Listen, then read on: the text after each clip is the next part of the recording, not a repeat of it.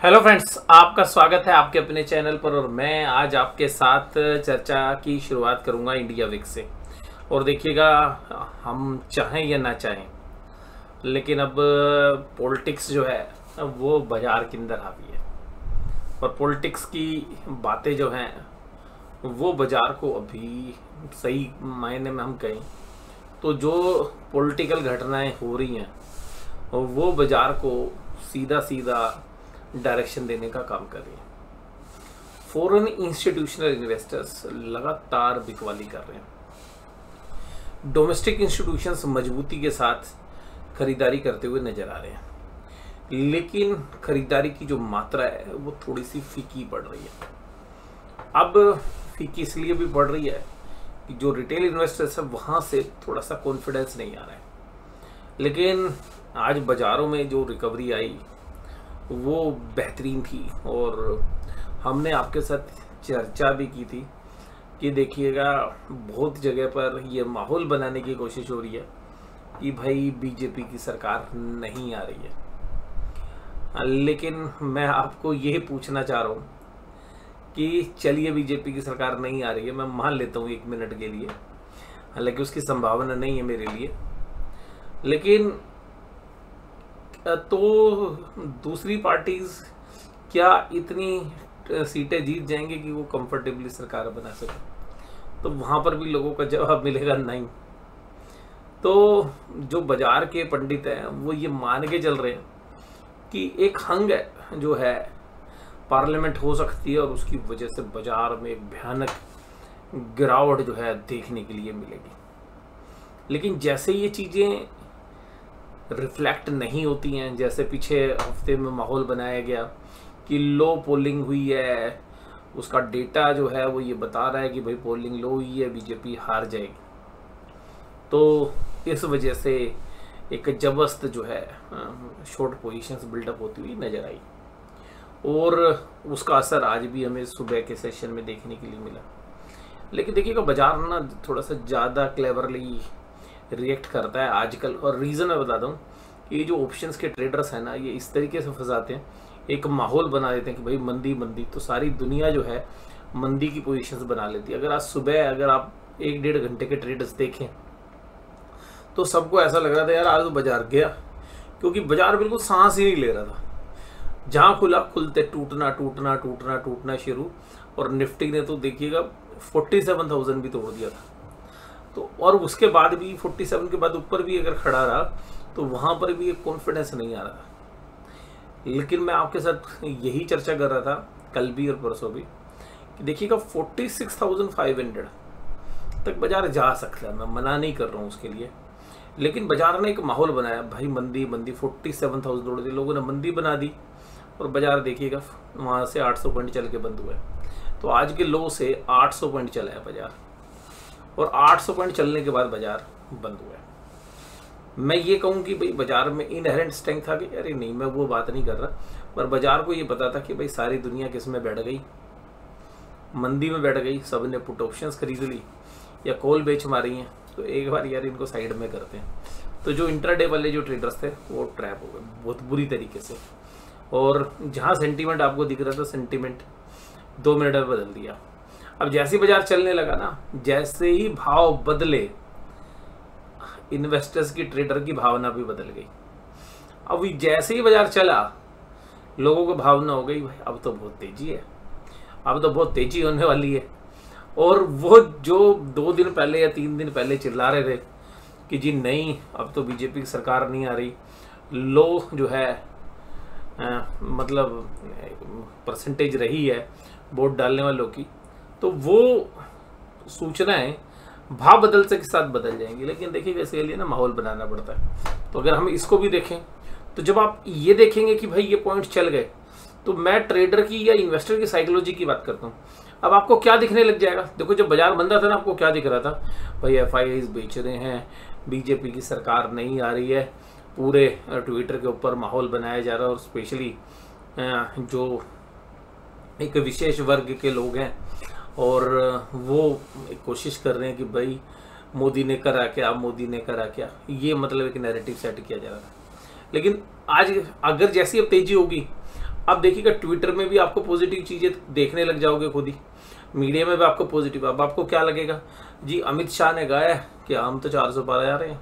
अभी तक जितने जो आज का जो इंटरव्यू था उसमें जो अमित शाह जी ने बोला कि हम तो 400 पार हैं, अब वो कॉन्फिडेंस देख के बाजार भी, आप भी कहोगे हाँ उसी वजह से बाजार चला है। फिर दूसरा है कि कल पटना के अंदर जो मोदी जी का रोड शो था वो जो है एक तरीके से मतलब एक ब्लॉकबस्टर हिट रहा, उसको देख के लोगों ने रुझान बदल लिया।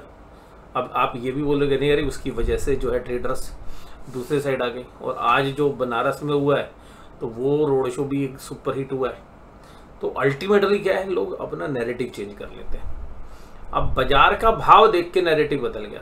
अब बाजार तेज है ना, तेज हुआ है नीचे से रिकवरी की, अब आपके दिमाग में सारी पॉजिटिव चीजें आने लगेंगी। तो ये बाजार जो है ये आपको कंफ्यूज करता है। अब लोगों को लगेगा यार मैं तो कॉल लेके जानी चाहिए थी सुबह में बाजार को, मैं कल प्रॉफिट बुक कर लेता। जिस दिन ऐसा मायूस सा माहौल होता है तो लोगों ने दब के सुबह पुट खरीदी होगी, आज तो बाजार टूट गया, लगातार गिर रहा है और बाजार ने रिकवरी दे दी। और मैंने कल के एनालिसिस में आपके साथ चर्चा की थी कि भाई देखिए बाजार में अब बहुत संभल कर खेलने की जरूरत है। बाजार ओवरसोल्ड है, अगर आप इसको और बेचोगे ना फंस सकते हो। तो आज जिन्होंने इंट्राडे में नीचे जाके बाजार को ठोका वो फंस सकते हैं। पर आप ये कहेंगे कि नहीं सर बाजार भी एक तरफा चलेंगे, देखिएगा इंडिया विक्स 20 पे। तो ऐसा तो है कि अभी भी बाजार आपको कुछ ऐसे सरप्राइज देता रहेगा 20 का, या तो ये विक्स जो इंडिया विक्स है ये 20 से घट के 15-16 पे आ जाए कम से कम, नहीं तो अगर ये इंडिया विक्स यहीं रहता है तो आपको जिग जैग मूव्स देखने के लिए मिलेंगे और बड़े बड़े मूव मिलेंगे, इंट्राडे बेसिस पे भी मिलेंगे। आज भी जबरदस्त मिले। तो ट्रेडर्स के लिए तो बढ़िया है, जो ट्रेडर्स हैं और जो प्रोफेशनल ट्रेडर्स हैं। लेकिन अब ट्रेडर्स जो हैं प्रोफेशनल ट्रेडर्स के भी स्टॉप लॉस उड़ने लग रहे हैं, क्योंकि बाजार दोनों साइड मूव कर रहा है। और भावना मैंने आपको बताया कि ट्रेडर इन्वेस्टर्स की कैसे बदल जाती है, भाव देखकर भावनाएं परिवर्तित हो जाती हैं। तो ये जो है मुझे ऐसा लगता है कि जो बड़ा बाजार के बड़े प्लेयर्स हैं अब यही कर रहे हैं।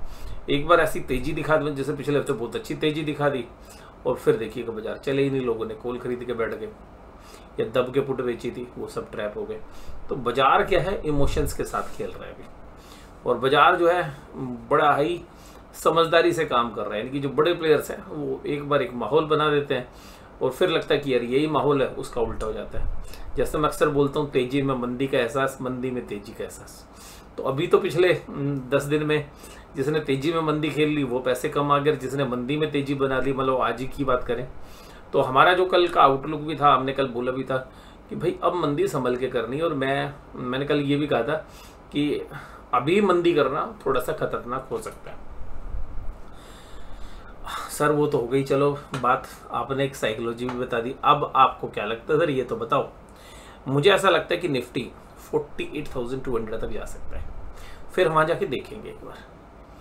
47,754 पे बाजार बंद हुए हैं और यहां से बाजार मुझे लग रहा है एक बार 48,000 और 48,200 के आसपास जा सकते हैं। देखिए अगर 48,200 को ब्रीच करके बाजार ऊपर नहीं जाता है या आधे एक घंटे के अंदर बाजार वापस से नीचे आता है और 48,200 को तोड़ने के बाद, पहले तो है ही नहीं, देखो 48,200 में जब बात करूँ 4200, अगर वहां जाता है और रेजिस्टेंस मिलता है और रेजिस्टेंस को पार भी कर लेता मान लो और फिर वापस टूट के नीचे आता है बाजार, तो फिर जो है हमें एक वीकनेस देखने के लिए मिल सकती है। तो मेरा आउटलुक ये है कि बाजार में हम इस समय पर स्लाइडली पॉजिटिव साइड है, लेकिन फिर भी हम ये देखेंगे कि वो पॉजिटिव सस्टेन हो रहा है या नहीं हो रहा है। तो अगर सस्टेन नहीं होता है तो दोबारा से मंदी बन सकती है। उसके कारण मैं बताता हूँ आपको क्या है कि FIIs के जो डेटा है वो अभी भी नेगेटिव है। मैं भाव देख के भावना ही नहीं बदल रहा हूँ।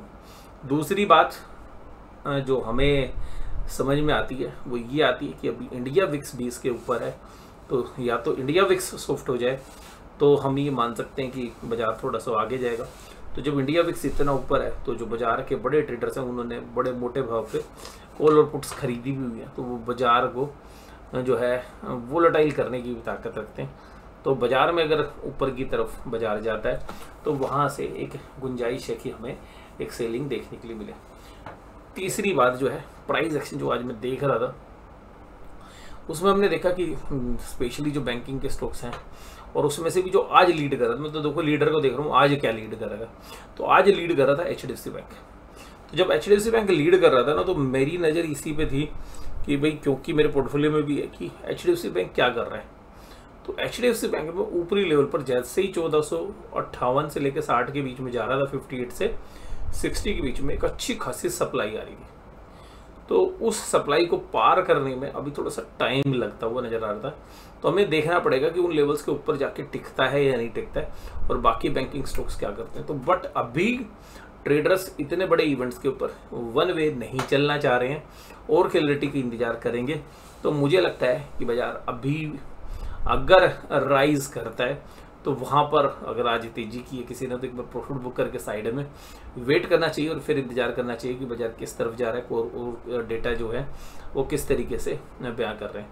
हालांकि मुझे लग रहा है कि बाजार में भी वोलेटिलिटी कंटिन्यू रहेगी, लेकिन शॉर्ट जो साइड्स वाली पोजीशंस है इस हफ्ते फंस चुकी हैं जिन्होंने दब के शॉर्ट या मंदी की पोजीशन बनाई है। तो मुझे ऐसा लगता है कि अगर ऊपरी लेवल पर बाजार जाता है, अगर वो सस्टेन भी कर लेता तो मुझे अचरज नहीं होगा, लेकिन कोशिश ये रहेगी बाजार की, क्योंकि ज़्यादातर बाजार ने ट्रेड कहाँ किया 47,500 से plus minus 200 point, 200 plus 200 minus. तो अल्टीमेटली अगर 47,500 के अंदर अंदर बड़े जो ऑप्शंस ट्रेडर्स हैं उनकी पोजीशंस इसके इर्द गिर्द हैं, तो बाजार को इसके आसपास ही सेटल कराने की कोशिश करेंगे। तो मुझे लगता है कि अगर बाजार ऊपरी लेवल पे जाएगा तो जो ऑप्शंस के जो बड़े प्लेयर्स हैं उनकी पोजीशंस फंस जाएंगी, तो वो शायद बाजार को थोड़ा सा नीचे धकेलने की कोशिश करेंगे। और अगर बाजार नीचे की तरफ जाता है, मान लीजिएगा 47,500 या 300 की तरफ, तो भी मुझे ये लगता है कि शायद अभी नहीं तोड़ेगा बाजार और 47,500 के इर्द गिर्द बाजार ज़्यादा से ज़्यादा घूमता हुआ नजर आना चाहिए। यही मेरा आउटलुक है। इसी तरीके से देखिएगा निफ्टी बैंक की तो बात कर लिए, निफ्टी ने आज क्या देखिएगा 21,821 के लेवल जो है लगाए, और जो यहाँ पर एक एरिया है जहाँ पर हम कह भी रहते हैं कि सपोर्ट है, और मुझे लगता है कि अभी इसी दायरे में ना बाजार ज़्यादातर सर काम करेगा। मैं किसी बड़ी मंदी या बड़ी तेज़ी को भी प्रिडिक्ट नहीं कर रहा हूँ कल के लिए। मुझे लग रहा है कि अगर बाजार ऊपरी लेवल पे जाएंगे तो वहाँ पर प्रॉफिट बुकिंग आ जाएगी, निचले लेवल पे जाएंगे तो वहाँ पर बाइंग आ जाएगी, और अल्टीमेटली बाजार अभी एक कंसोलिडेशन के दौर में रहने चाहिए, जिसकी वजह से इंडिया विक्स के अंदर भी एक कमी आती हुई नज़र आनी चाहिए। तो कल के लिए मेरा इंडिया विक्स के ऊपर भी लगता है मुझे कि 20 के ऊपर चला गया। इंडिया विक्स थोड़ा सा कूल ऑफ होना चाहिए और होता हुआ नज़र आ सकता है। कल फाइनेंशियल निफ्टी की भी एक्सपायरी है। आज जहां तेजी थी वो HDFC बैंक था, Adani enterprise, Adani port, ICICI bank और TCS शेयर थे।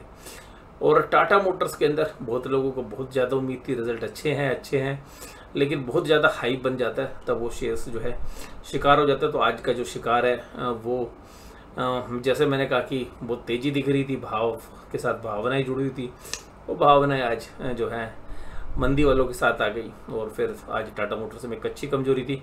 रिलायंस, SBI, टाइटन भी इसी कड़ी के अंदर टाटा का साथ दे रहे थे, और एडवांस डिक्लाइन रेशो आज भी घटने वाले शेयरों के साथ थी। तो ये भी हमारे को एक कॉन्फिडेंस दे रही है कि बाजार ऊपरी लेवल पर सेल ऑफ होने की संभावना रहेगी। Cipla, Asian paints, HDFC life ये सब तेज थे। और आज देखिएगा फार्मा जो सेक्टर है उसमें तेजी थी। ये एक इंडिकेशन दे रहा था कि बाजार में अभी कमजोरी है और जो डिफेंसिव है उधर बाइंग शिफ्ट हो रही है।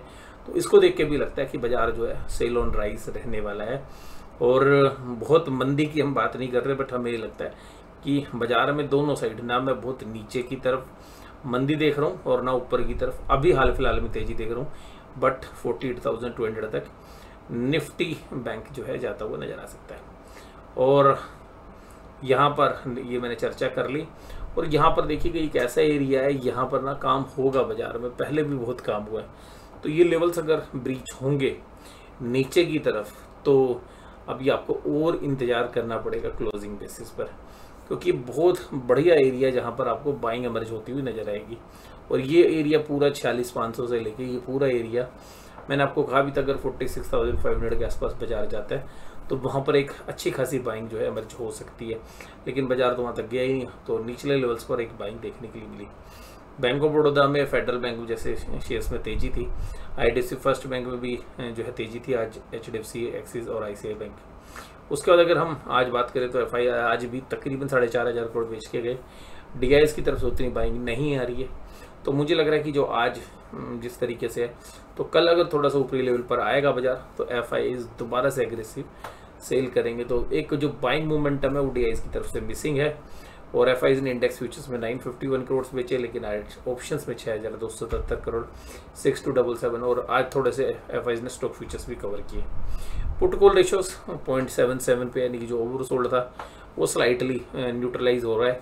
निफ्टी के अंदर, बैंक निफ्टी में तो देखिएगा अभी थोड़ा सा और थोड़ी सी तेजी होते के साथ बैंक निफ्टी की PCR 1 के ऊपर आ जाएगी, तो फिर वहाँ पे न्यूट्रल है, तो वो भी संकेत करेंगे आपको सेल राइज हो सकता है। Dow Jones industrial average flat है, $83 पे ब्रेंट क्रूड चल रहा है। ऑप्शन चेन के डेटा ऐसे हैं, कॉल वाइंडिंग हो रही है, ऊपर कॉल शिफ्ट हो रही है निफ्टी में तो, और पुट राइटिंग बड़ी जबरदस्त हो रही है। बट ऑप्शंस के प्रीमियम देख के जो बड़े प्लेयर्स हैं वो अच्छी राइटिंग कर रहे हैं। इसी तरीके से निफ्टी बैंक के अंदर भी अगर हम देखें तो कॉल में जबरदस्त अनवाइंडिंग हुई और कॉल राइटिंग भी नहीं हुई, यानी कि मंदी वाले लोग अब घबरा रहे हैं।